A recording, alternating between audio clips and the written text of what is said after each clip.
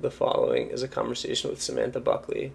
Samantha is an American certified coach, has worked in a variety of industries, and most recently titled a book called Unsuck Yourself, A Guide to Designing a Life You Love.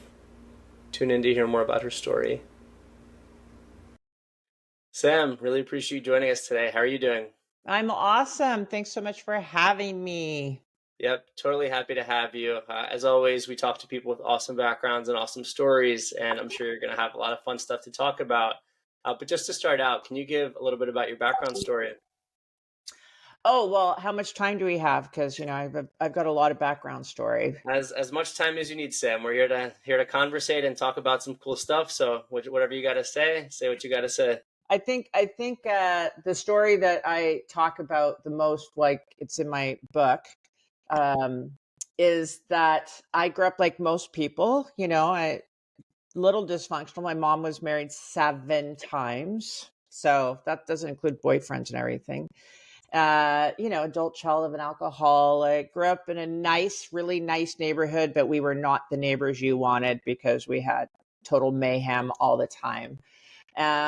Anyway, got shook out of that kind of lifestyle in my early 20s. I was going down the same path as my mom, married an alcoholic, abusive, all that. And I just kind of went, whoa, okay, wait, this isn't the path. And so I did a whole bunch of personal work and did a whole bunch of business building and life building. And here I am now at 57 last week. I just turned 57 Happy birthday. thanks. And just loving my life. So that's a Awesome. bit of the backstory. Grew up in Seattle, Washington. Got it. Awesome. Great to hear. And I think that's a great backstory. And again, happy birthday. Every Thanks. year is a blessing. So wishing you at least 57 more years to say the Oh, least. But okay. That's a bit much, but thanks for the nice wishes. yeah, no problem. A little, I guess before I kind of get into the other things, wanted to talk about, there's actually, I think, a belief in Judaism that everyone should live to 120 years. Obviously that doesn't happen because people get sick and just, I don't want to say medicine isn't there. Medicine is great, but 120 is like a crazy age. That's, I say the same thing to her. And then she's always like, no, I need like another 20, 25 years and then I'm good. I don't want to live to be like too old. No. I think I'll get just short of 90, maybe. We'll see how that goes. All good. We gotta enjoy the time we have left. But Yeah. cool to hear about that, and wish you Thanks. only happiness and health moving forward. But Thank another you. thing that's cool in your story is that you've been fortunate enough to live. Well, I don't want to say fortunate or unfortunate. I don't know all the background, but you've lived in kind of a variety of places. Is there anything that Cool you've learned from places. like traveling so much, or kind of having a variety of backgrounds? Yeah, for sure. So, what I don't write about too much, and I don't think I wrote about it in the book even, was my mom. Back to the mommy stuff. My mom actually moved me around quite a bit before I could make my own choices like that. So, I lived in Athens, Greece when I was just outside of Athens, Greece when I was in sixth grade. And then I lived in Mazatlan, Mexico when I was in ninth grade. And I lived in Alpine, Utah, in fifth and seventh grades. Um, and then I decided when I met the love of my life in my early 30s to move to Canada. And then the story goes 7 years later, we moved to Cabo San Lucas, Mexico. So that's a bit of all that. So to your question is there anything I've learned? Oh my goodness, people are people, right? Um, I love resort towns like Whistler, BC is where we lived. And it's interesting because what happens is, and I point this out because we can do this in our own communities or our own, environments, is that you end up meeting a lot of like-minded people, Mhm. right? You meet people that love to travel, or they love the mountains, or they love mountain biking or skiing, or, quality time with their families, or same, right? So that would be one of the greatest things I've learned, and I teach in my coaching is get yourself in an environment with like-minded people, right? And it's not luck. And yes, it is fortune. I'm very fortunate that I have been blessed with the discernment, making decisions and then following through on them. Yep. Wouldn't you also say, I know there's an aspect of luck, or everyone will attribute some part of their success to just good fortune, but wouldn't you say that, I'm not a statistics expert here, but people who put themselves in a position or put themselves out with a positive attitude and put themselves in those uncomfortable situations are more likely to be quote unquote lucky or have things work out? Well, it depends. If they put themselves out in the middll of a, 16-lane highway, not so lucky, right? Yep. But if they stretch, it's important to stretch your comfort zone. It's like they've been talking about it for centuries. The magic is outside of your comfort zone. So it's a stretch. And yeah, it creates more greatness. I think luck is also fortunate, whatever. It's also a thought and a vibration. That's kind of the woo woo in me that says, gosh, this always happens to me. Yeah, because you're always in a crummy space or mind. You're thinking crummy thoughts, so you're just going to only see the crummy stuff, right? Mhm. If you stretch and live a life that's in alignment with your values and what you would love to have, I think that you have way better luck. Onto the other stuff, and I'm happy that you mentioned or and you brought it up. You're working as a coach now, but prior to being a coach, you worked in a variety of fields. Is there anything that you've learned working in a variety of roles before really trying to pursue something in mentorship? Yeah. I mean, you have to look at everything as a gift and a learning lesson. I mean, here's the thing. When I was 18 years old, I was a bill collector. Hmm. Who would think there'd be good in that? But I guarantee I've been able to help support and, give advice and that to people over the decades due to that, or how I live my life due to that. That's not a sexy job. It's not even look at me. I'm so proud of myself. I was 18. I needed a job. It paid really well and I was really good at it. Right. So, um, I write in the book about having climbed the corporate ladder, and it was really hard. And I was really grateful to have great leaders that saw in me what I didn't see in myself, and they Hmm. developed that in me. And it was hard. I mean, I tried to step down. Every month I would meet my boss, rest in peace, Donna. I would meet my boss for lunch in our monthly meeting, and I'd sit there and tears would well up in my eyes. I'd try and step down. And thank goodness she saw this greatness in me, because I ended up going on to surpass even her role in the company, Hmm. and then went on to, these giant offices and all that kind of good stuff, which by the way was great once you get there. But once you get there, it's like been there, done that. Now what do I authentically want my life to look like? Hmm. Right? Got it. Totally. I think it's a really fair point and awesome that you got to learn a lot of stuff prior to kind of becoming a coach. But like I mentioned, and kind of like I said before, ultimately you did decide to go into more this mentorship path. So what was really the transition like in your head, or the rationale between, going from more of an operational or kind of a corporate role to kind of trying to mentor folks within their lives and their roles? Yeah. Well, I think um I've always been a nurturer. Just, you always want what you didn't have in my world. I don't, maybe that's not true, but um, I've always tried to raise people as I was raised professionally. Um, and I was doing it for all these companies. I was making them profitable, and I was training and developing their salespeople and their counselors and I've always been in a business of, emotional and intangible work. It's always had to be something. When I say always, I'm talking about when I started designing my career in my 20s. And now, again, I'm in my late 50s. So it was always about serving. Right. And so then I just got tired of working for other people. That's number one. Number Sure. two, I wanted to raise my children. I wanted to be present because I was a latchkey kid, right? So I wanted to be present with my children, and I wanted to work my own hours and do my own thing, be a good, like, happy marriage, all that kind of stuff. So the transition was tough because I went to school to become a coach. And my first year of coaching, I made $9,000, my first year of coaching. I used to make that in a couple of weeks. Right? So Tough transition. it was a tough position, but hey, you know what? I was loving my life and I got to achieve all I wanted. Mhm. right?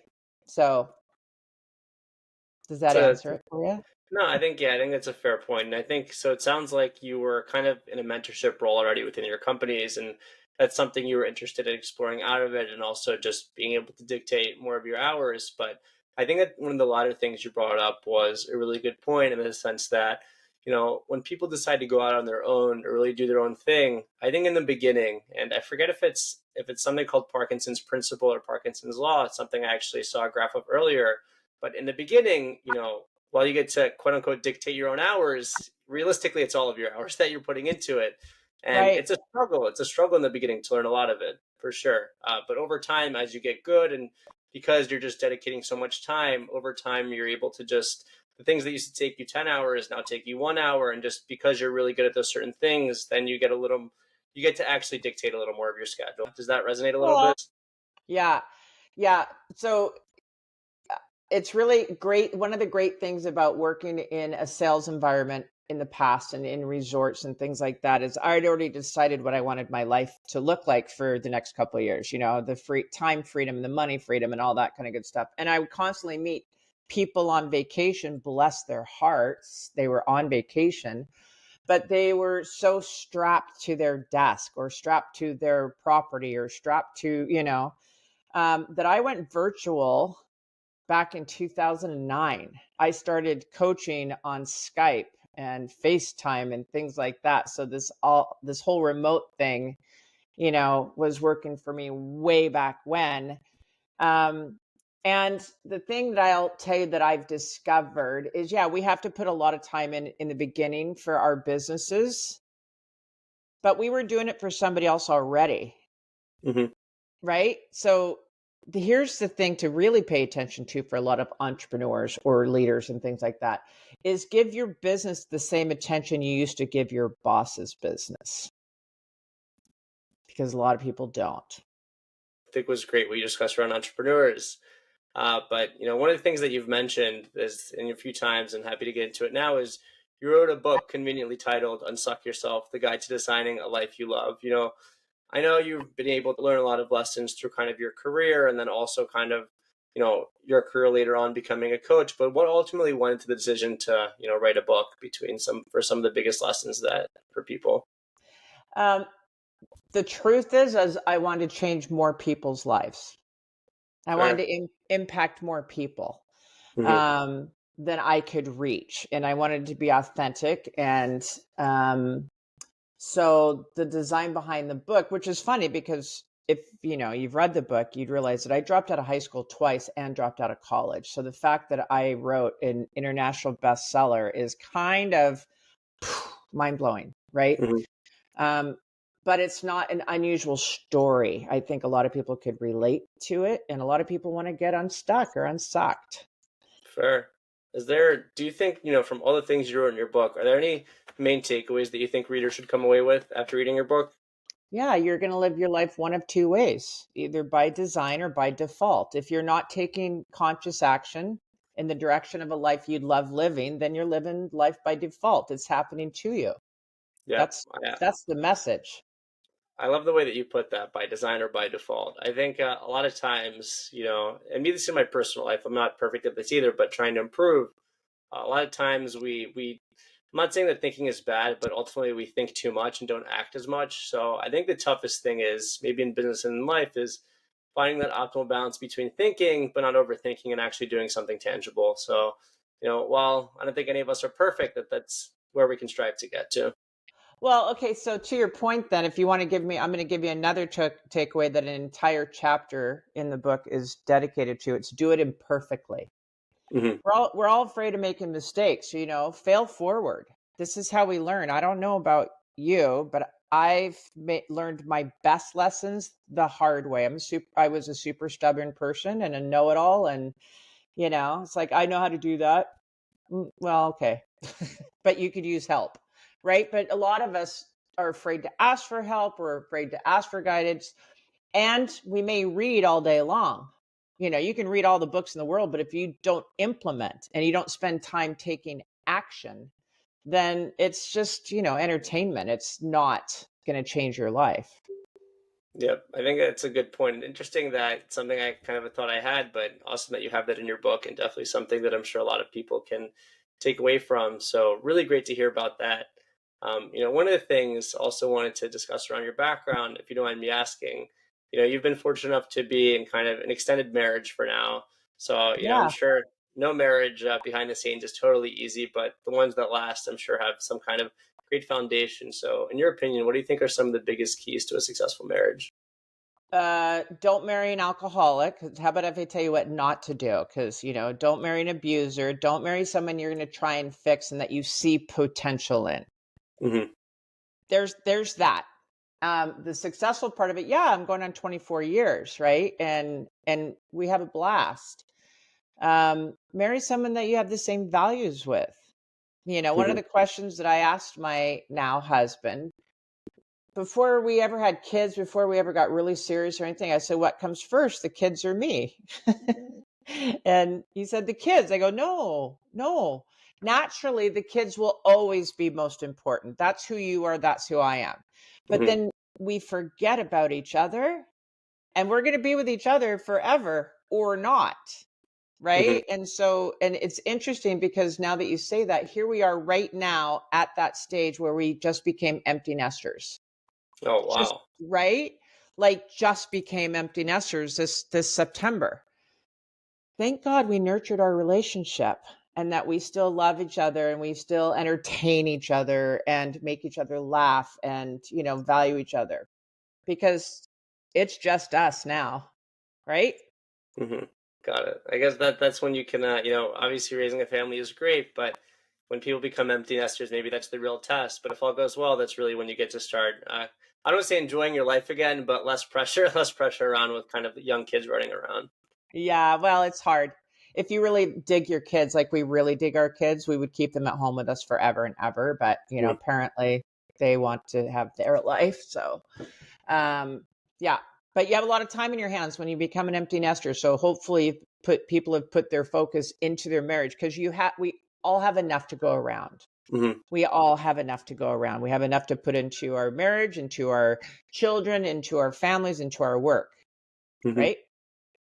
Got it. It's a fair point. I think great advice there, and wish you guys Thanks. only continued success and many, many more years of fun memories. But Thanks. now we're kind of at a new segment of the show. I kind of call it the Fast Five. Hopefully, the Fast and Furious doesn't come after me for copyright purposes. Just kind of conveniently name that. But ultimately, just a few personal questions I want to ask that I think will really give listeners some great insight into kind of some of the stuff that you would advise on yourself or advise to other people. So, first part of the segment that I wanted to ask was, you know, having this really long career and kind of building the life that you wanted to, if you could go back to your 10-year-old self, what piece of advice would you give to her? You're going to be great. Uh, Take the scholarship for basketball that you're offered. Got it. Awesome. That's great advice. And who knows, maybe you would have been a WNBA and been a WNBA coach by now too. You never know, but Who knows? Who knows? I don't regret it. I'm just curious. So got it. I think that's a very fair piece of advice. All right. So if you could speak to anyone else in the past, be it a historical figure, dead or alive, is there anyone that you'd want to speak with? Um, no, Wow. no. Trick answer. I can get emotional and say my dad or my sister or things like that, but I Mhm. don't want to get all emotional about it. So, Mhm. no, no, Fair. I have a pretty clean slate with people. Got it. Awesome. I think that's the trick answer, but also a really fair and awesome answer too. That's great to Thanks. hear. So another thing, I think you'll really like this question. We all have bucket lists. Is there anything that's really daring on your bucket list that you haven't gotten the chance to do and you want to try to achieve? It's really shallow. So when you say achieve, it sounds kind of like really, really shallow. Whatever you Uh, want to do. It's your I answer. want I want to travel the world in one of those like suites that they have, like forget just first class or business class. I want the ones that have the bedrooms. Mhm. My husband and I, that's on our bucket list. And don't get wrong, we could do it, but I want to be able to do it with ease, as in not have to worry about the money. Yeah, fair. When you say that, just curious, are you talking about like a yacht or just like one of those private jets? Private, like, well, they have them in real jets now. Got it. Okay. Like, Oh, I know. yeah, Got it. Like an Air Force One, yeah. but a Samantha Force One. Oh, there you go. I'm going to coin that now, Samantha Force One. Got it. Happy I could give you a nickname there. But no, awesome. I mean, that would be an awesome thing to cross off the bucket list. And I think a Yeah. lot of us are chasing fulfillment. And if you're able to do that, all the power to you. Thanks. Well, I'm feeling, remember, I'm old. I'm 57 and I've been doing this life stuff for a long time. So I feel pretty fulfilled. I don't feel like if I got the diagnosis tomorrow, let's just say, and that sounds morbid, but I don't think that there's a lot that I would say, dang, I can't believe I put that off. Mm-hmm. Um, I try to live a life and model for my clients what designing your life really looks like. That's the tagline of my book, right? The Yep. guide to designing a life you love. So I Fair. pretty much, yeah, I'm hitting it. Fair enough, and that's awesome. I Thanks. think a lot of us chase these crazy things, but I think a lot of us, the biggest thing we could do in our lives, not knowing how much time we have, is just try to be as fulfilled as we can. So that's what brings you fulfillment, and all the power to you, and best of luck with that. On that kind of note, as I mentioned, talking about your career, and as I've brought up multiple times, and right now you're kind of in the mentorship and kind of giving advice phase of your career. Is there any piece of advice that you've received in the past that has really led you down or kind of been really helpful to the path that you've taken? Do it afraid. Do it afraid. Mm-hmm. And to go back to, by the way, I've received a ton of advice because I believe in mentors. I too have a mentor and a coach, right? So um, they're just somebody at a different place in the ladder, right? Mm-hmm. Do it afraid. Stop waiting for the perfect conditions. I'll do it when. Well, I can't, but I would. But take that out of your vocabulary and just lean in, right? Mm-hmm. As long as no small children are going to be hurt, I'm pretty sure we can all lean in and take action. So that's great advice. Is just lean in, do it afraid, and take a little bit of action. Got it. So don't be afraid to do the things that scare you. Right. There's probably not a boogeyman inside the closet. Just go. And we're always afraid of what people think of us. Oh, well, what they're not paying attention. And if they did, they're going to forget about it by like 5 o'clock. So just go. I think that's an awesome thing to say there. Awesome. Well, another Thanks. fun question here, and you might think this is a little quirky, but if you could have any superpower, be it flying, reading people's minds, X-ray vision, whatever have it, is there any superpower that you'd want to have and why? Flying through the air scares me. So no, not flying. I don't like gossip. So I don't want to be invisible because I'd hate to hear the things that people say behind closed doors. Let me think. Mhm. I think my superpower would just be maybe if I could create peace in the world, that might be it. It's a great question. I don't think people think of it as a traditional superpower, but now they should add it to their list of like, flying, seeing through walls, or mind reading, ability to make world peace. I think is a Yeah, great I want superpower. that. That one's mine. So I invented it. So just kidding. Put a Samantha copy right there, but that's There awesome. you go. No worries. Samantha Force One and World Samantha, Peace. yeah, Samantha Force One and Samantha World Peace. We'll have to speak to the copyright lawyer after the show. But that's awesome to stay there. So, the last two questions I always like to ask. I think, in my opinion, I mean, I'm also biased, but I think the most important. You've been a great guest. You've mentioned a lot of the stuff that you've been up to in your life, some of the coaching stuff you've been up to, and the book that you wrote, which I'll include in the episode links if anyone wants to check it out. Definitely as a worthy read. But of everything that you've done, or kind of everything that you're going to do, is there anything that brings you pure happiness in life? And, what is it and why so?